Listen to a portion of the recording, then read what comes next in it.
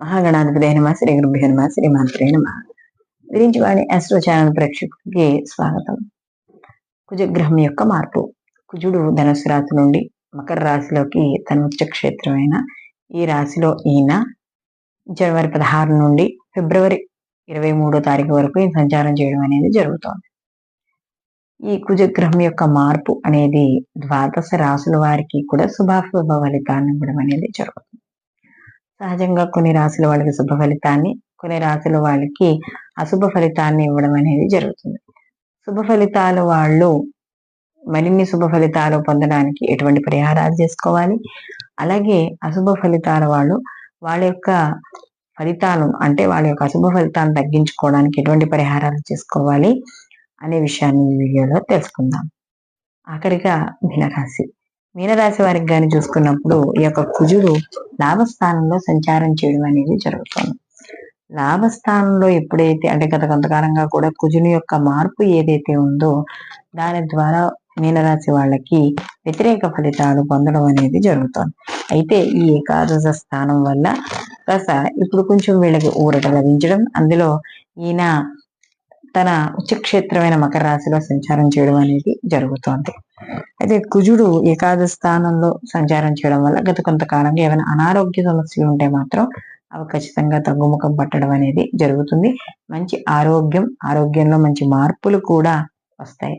అలాగే ఇంట్లో ఒకరికి నిరుద్యోగులు ఎవరైనా ఉంటే ఉద్యోగాలు రావడం, ధన ప్రాప్తి, ఆదాయ మార్గాలు పెరగడం, గత కొంతకాలంగా రాని బాకీలు ఏమైనా ఉంటే రావడము, గతంలో పెట్టుబడులు ఏమైనా పెట్టి ఉంటే అవి ఈ సమయంలో వాళ్ళకి కాస్త కొంచెం అంటే లాభాలు చవి చూడడం అనేది జరుగుతుంది.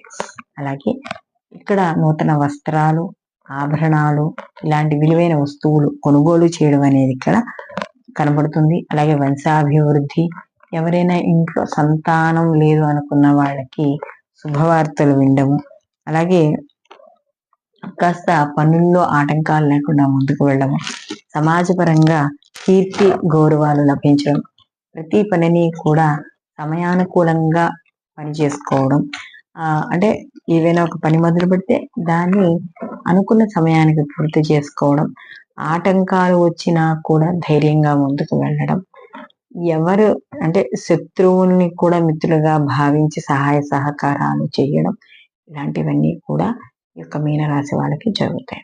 అలాగే ఎవరైనా ఏదైనా వాళ్ళు చేస్తున్న వృత్తి ఉద్యోగాల్లో కూడా మంచి గుర్తింపు లభించడం అనేది జరుగుతుంది. అంటే ఏ విధంగా అంటే వాళ్ళు ఏదైనా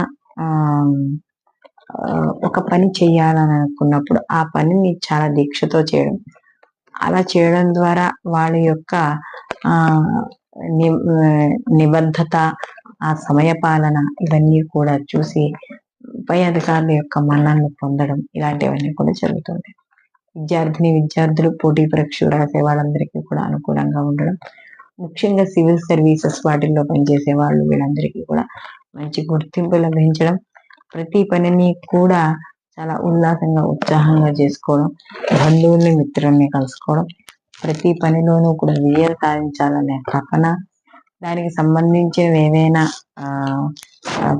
ఏవైతే పాటిస్తే పని తొందరగా ముందుకు వెళుతుంది, లేకపోతే ఎవరిని కలిస్తే పనులు ముందుకు వెళ్తాయి, ఇలాంటివన్నీ కూడా తెలుసుకోవడం, నూతన పరిచయాల్లో లాభాలు, సమాజపరంగా వీళ్ళ కీర్తి గౌరవాలు పెరగడం, అనుకున్న పనుల కాలంలో పూర్తి చేసుకోవడం, వ్యాపార పరంగా కూడా మంచి వృద్ధి.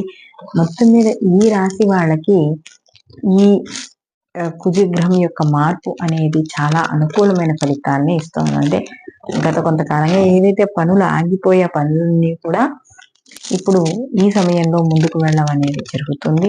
కాబట్టి ఇంట్లో వాతావరణం కూడా వీళ్ళకంటే గృహ వాతావరణం కూడా ఆనందదాయకంగా ఉంటుంది.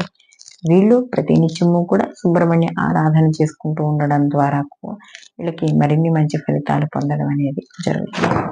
సర్వే జన సుఖినో భవంతు, లోక సంస్థ సుఖినో భవంతు.